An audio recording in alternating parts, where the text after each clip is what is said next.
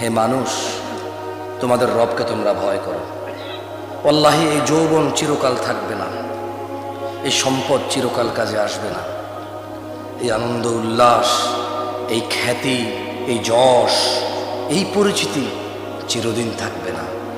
এই প্রয়োজন মিটে যাবে নিঃশ্বাস বন্ধ হলে, এই ক্ষুধা মিটে যাবে নিঃশ্বাস বন্ধ হলে, এই যৌবনের উত্তেজনায় জেনায় পতিত হও মিটে যাবে নিঃশ্বাস বন্ধ হলে।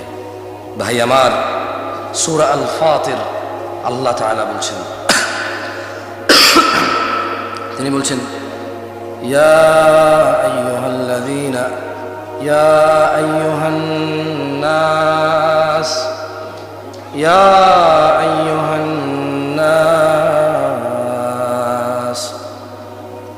ইন্না ওয়া'দাল্লাহি হাক্ক ইয়া আইয়ুহান নাস ইন্না ওয়া'দাল্লাহি হাক্ক فلا تغرنكم الحياة الدنيا ولا يغرنكم بالله الغرور إن الشيطان لكم عدو فاتخذوه عدو إن الشيطان لكم عدو فاتخذوه عدو إن الشيطان لكم عدو فاتخذوه عدو يا أيها الناس يا أيها الناس يا ناس اتقوا ربكم আমাদের প্রতিপালক বলছেন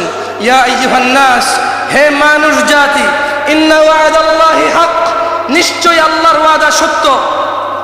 فلا تغرنكم الحياة الدنيا ولا يغرنكم بالله الغرور, অতএব দুনিয়ার জীবন যেন তোমাদের মানুষকে কোনো কিছুতেই প্রতারিত না করতে পারে।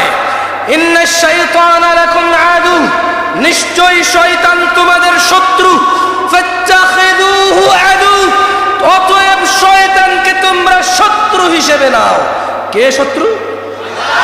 কে কে কি হিসাবে নিতে হবে? কে বলেছে? দাড়ি শেভ ফেরেশতায় করায়,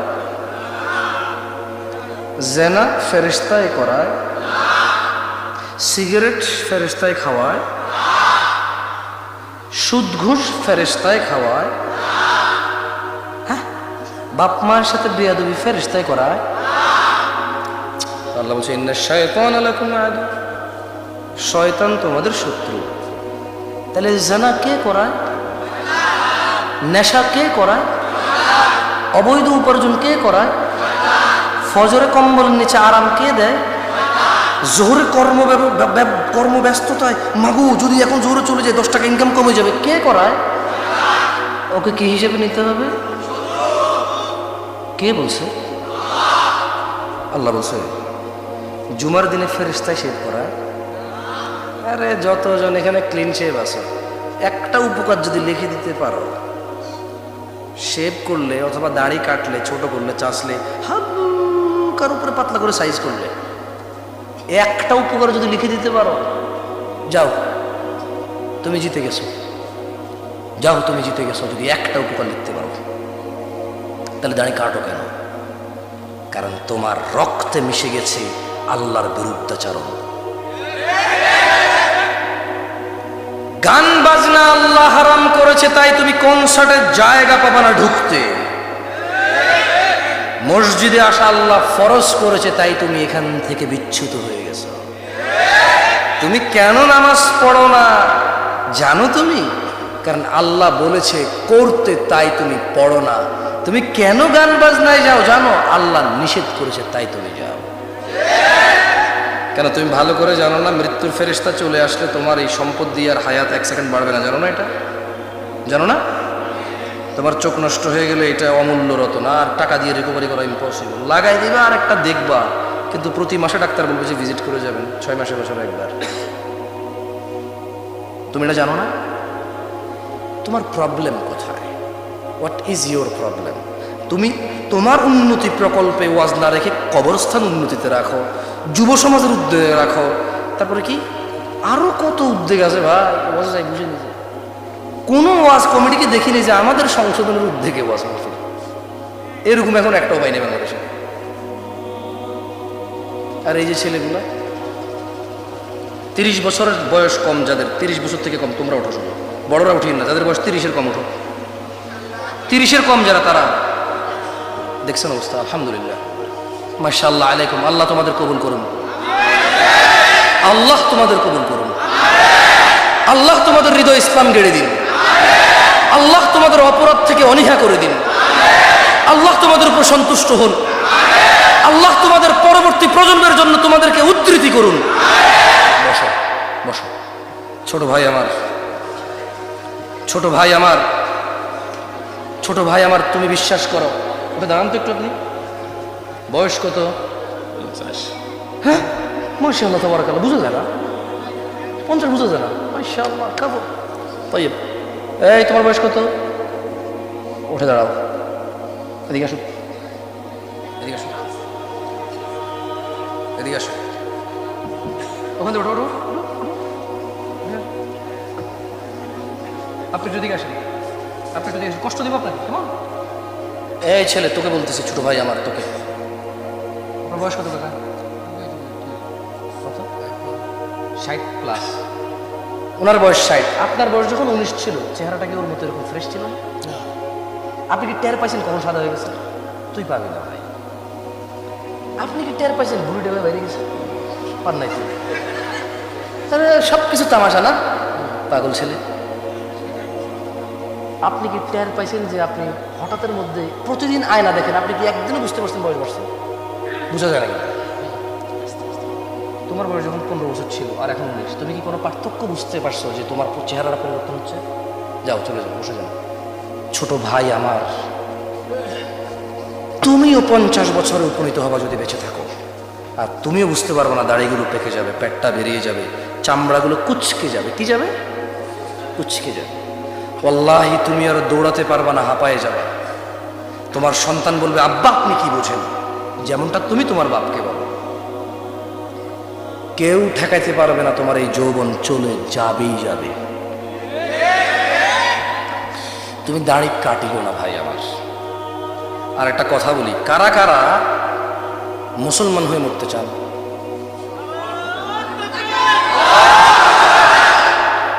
ভাই লাভ নাই, এগুলো করে বললো লাভ নাই। গত বছর করে নাই এরকম? গত বছর করে নাই, আগামী বছর করবে। ব্যাস, এই স্লোগানবাজি বন্ধ করো ভাই আমার, স্লোগানবাজি বন্ধ করো। দিন শিখো, অনুভব করো।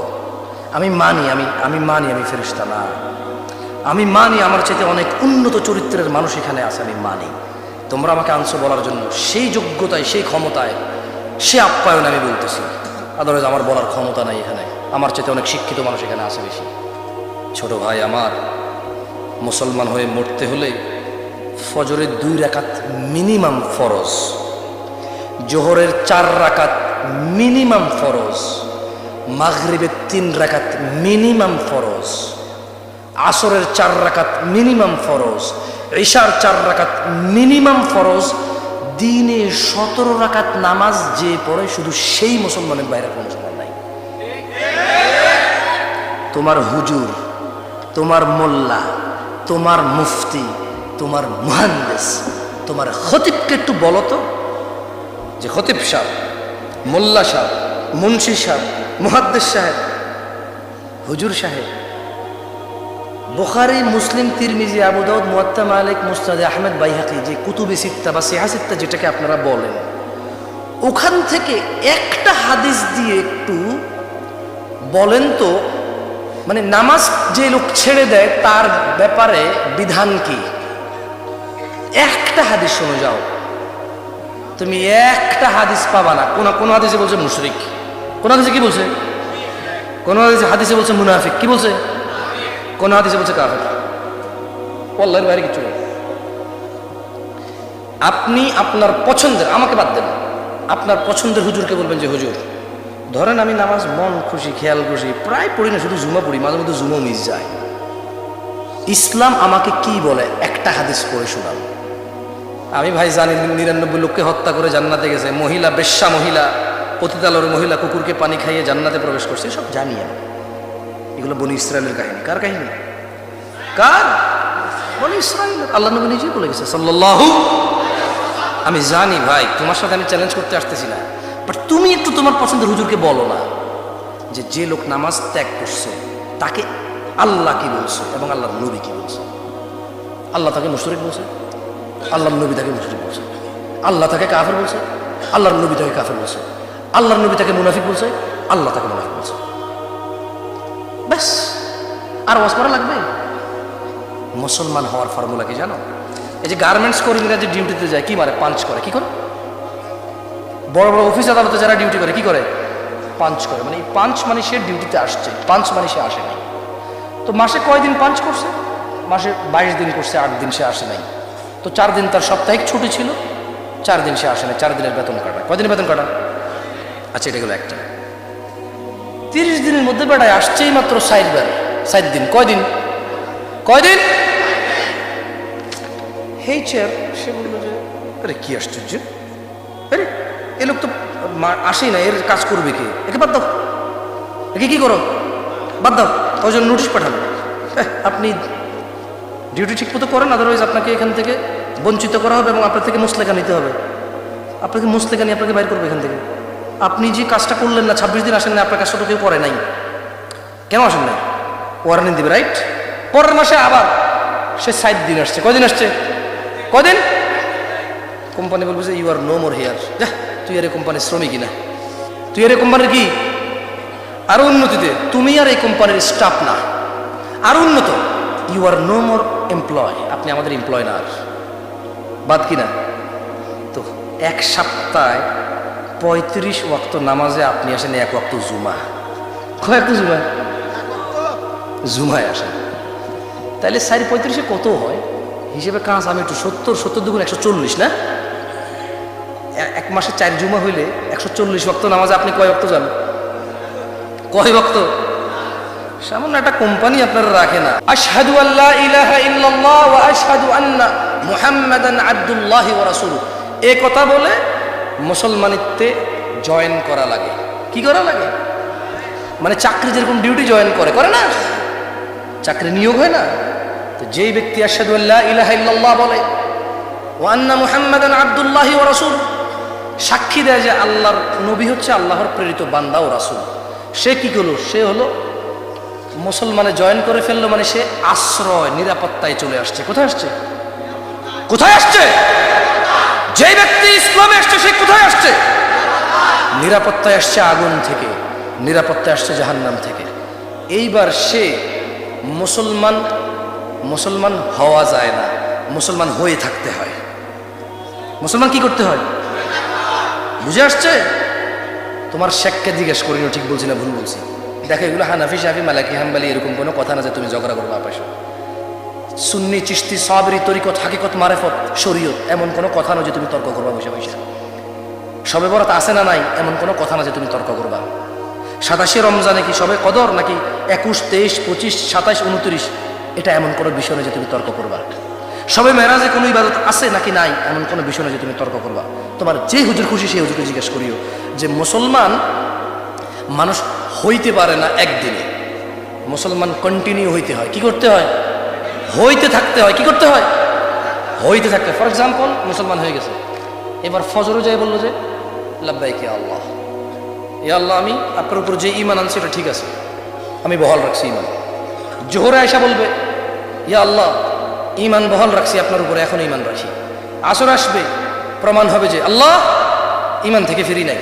মাগরিবে আসবে, আল্লাহ ঈমান থেকে ফিরি নাই। ঈশায় আসবে, আল্লাহ ঈমান থেকে ফিরি নাই। পরের দিন যাবে, বলবে আল্লাহ আজকেও ফিরি নাই। পরের দিন যাবে, বলবে আল্লাহ আজকেও ফিরি নাই। লোকটা যদিও জুয়া খেলে, লোকটা যদিও মদ খায়, লোকটা যদিও নেশা করে, লোকটা যদিও মারামারি করে, লোকটা যদিও অনেক অন্যায় করে, কিন্তু মুসলমানিত্ব রাখতে হলে নামাজে আয়সা দিয়ে যেতে হবে 5। যেই লোক দিনে 17 বার এই কপাল মাটিতে লাগায় না, তার ঈমান টিকে না।